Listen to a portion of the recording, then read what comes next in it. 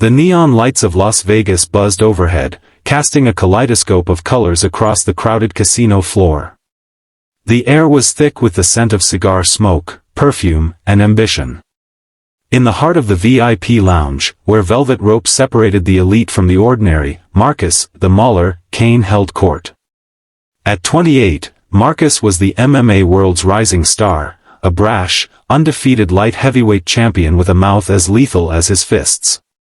His entourage, a mix of gold-chained hype men and sharp-suited managers, laughed too loudly at his jokes, feeding his already towering ego. Tonight, he was celebrating his latest knockout, a viral clip that had racked up millions of views online. The belt slung over his shoulder gleamed under the chandeliers, but it was his swagger that demanded attention. Across the room, sitting quietly at a corner table, was Jason Statham. At 57, the action star was an enigma, his chiseled features and steely gaze unchanged by time. He nursed a whiskey, his eyes scanning the room with the calm alertness of a predator at rest. Dressed in a tailored black suit, he blended into the shadows, unnoticed by most. But not by Marcus. The fighter had spotted him earlier, recognizing the Hollywood icon from his blockbuster films. To Marcus, Statham was just another celebrity, a prop to boost his own legend. He whispered something to his crew, and they erupted in laughter, their eyes darting toward Jason. Marcus stood, his 6 feet 2 inches frame cutting through the crowd like a blade. He sauntered over, belt still draped over his shoulder, a smirk playing on his lips. The lounge quieted, sensing something brewing. Jason didn't look up, his fingers tracing the rim of his glass. "Hey, tough guy," Marcus called out, loud enough for the room to hear. "You're that action star, right? The one who plays pretend fighter in movies?" His crew snickered behind him. Jason's eyes flicked up, meeting Marcus's with a calm intensity. "Something like that," he said, his voice low, gravelly, unbothered. Marcus leaned closer, his shadow looming over the table. "You know, I've seen your films. All that fake punching and kicking. Bet you couldn't last 10 seconds in a real cage with me." He flexed his arms, the muscles bulging under his tight shirt, drawing gasps from nearby onlookers. Jason took a slow sip of his whiskey, his expression unreadable. "Not looking for a fight, mate," he said, setting the glass down with deliberate care. "Just here for a drink." The dismissal stung. Marcus's smirk faltered, replaced by a flash of anger. He wasn't used to being ignored. In the cage, he was a god, feared and revered. This nobody, movie star or not, wasn't giving him the respect he deserved. He stepped closer, his voice dropping to a menacing growl. "You think you're tough because you've got a stunt double? Let's see how tough you are right now." Before anyone could react, Marcus's hand shot out, delivering a sharp, open-handed slap across Jason's face. The crack echoed through the lounge, silencing the chatter.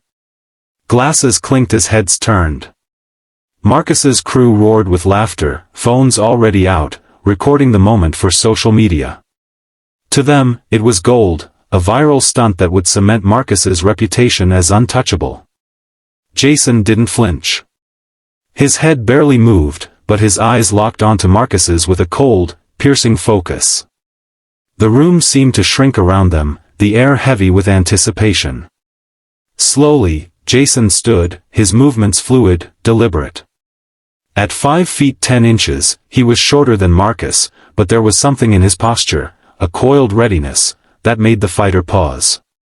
"You shouldn't have done that," Jason said quietly, his British accent clipped, precise. Marcus laughed, but it was forced, his confidence wavering under Jason's unblinking stare. "What are you gonna do, old man? Cry about it?" The crowd parted as Jason stepped forward, his hands loose at his sides. "Walk away, kid," he said, his voice steady but laced with a warning. "Last chance." Marcus's pride wouldn't let him back down. Not in front of his crew, not with cameras rolling, not when his entire image was built on never backing down. He shoved Jason, hard, expecting him to stumble. But Jason didn't. His feet adjusted, his balance perfect, his body absorbing the push like it was nothing. The movement was subtle, but to anyone who knew fighting, it was a masterclass in control. The lounge security started moving in, but Marcus waved them off, his ego fully in charge now. "Let's take this outside," he sneered, jerking his head toward the exit. "Unless you're scared to get your pretty face messed up." Jason's lips twitched, the faintest hint of a smile. "All right," he said simply, walking toward the door. The crowd followed, a buzzing hive of excitement, phones still recording, whispers spreading like wildfire. Outside, in the alley behind the casino, the night air was cool, the neon glow replaced by the dim flicker of a single street lamp. Marcus cracked his knuckles, bouncing on his toes like he was stepping into the octagon. His crew formed a loose circle, jeering, egging him on. Jason stood still, hands in his pockets, his face unreadable. "You sure about this?" Jason asked, his tone almost paternal, like a teacher addressing a wayward student. Marcus didn't answer. He lunged, throwing a wild right hook aimed at Jason's jaw. The punch was fast, powerful, the kind that had knocked out seasoned fighters.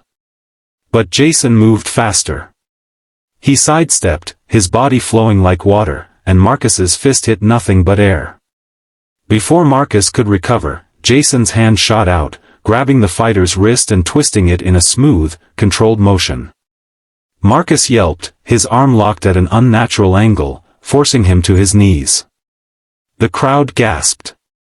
Marcus's crew froze, their bravado evaporating. Jason didn't strike. He didn't need to. His grip was iron, his technique flawless, a product of years spent training in Shotokan karate, a black belt earned through sweat and discipline, not fanfare. Marcus struggled, his face contorted in pain and disbelief, but he couldn't break free. "Let me tell you something," Jason said, his voice low, almost conversational. "Fighting's not about who's louder or who's got the bigger crowd. It's about control. Discipline. Knowing when to stop." He tightened his grip slightly, and Marcus grunted, his bravado crumbling. "You've got talent, kid. But you're throwing it away acting like this." He released Marcus's arm, stepping back. The fighter scrambled to his feet, rubbing his wrist, his face a mix of rage and humiliation. His crew was silent now, their phones lowered, the moment no longer a spectacle to celebrate. Marcus's eyes burned with the sting of defeat, not physical, but something deeper. He'd been schooled, not by fists, but by restraint. Jason turned to walk away, but Marcus's voice stopped him. "Why didn't you hit me?" he asked, quieter now, almost vulnerable. The question hung in the air, raw and unexpected. Jason paused, glancing back. "Because I don't need to," he said. "And neither do you." The words hit harder than any punch. Marcus stood there, his chest heaving, his world rocked. He'd built his life on being the toughest, the loudest, the most feared. But in that alley, under the dim street lamp, he saw something else, strength that didn't need to shout. The crowd dispersed, the moment fading into the Vegas night. Marcus's crew muttered excuses, drifting back to the casino, but he stayed, staring at the spot where Jason had stood. For the first time in years, he felt small, not in stature, but in spirit. He thought of his father, a quiet man who'd taught him to fight but never to respect the art. He thought of the kids who looked up to him, watching his every move online. And he thought of Jason, a man who could have humiliated him but chose not to. Back inside, Jason returned to his table, his whiskey still waiting. The lounge had resumed its chatter, but a few eyes lingered on him, whispering about the movie star who just dismantled a champion without throwing a punch. He sat, took a sip, and let the noise wash over him. Marcus didn't return to the VIP lounge that night. Instead, he walked the strip alone, the weight of his belt heavier than ever. He didn't know it yet, but something had shifted. The next morning, he'd call his trainer, not to brag, but to ask about discipline, about control. He'd start training differently, not just to win, but to understand. And somewhere in the city, Jason Statham finished his drink, paid his tab, and slipped into the night, leaving behind a story that would grow into legend, a reminder that real strength isn't in the slap, but in the choice not to strike back.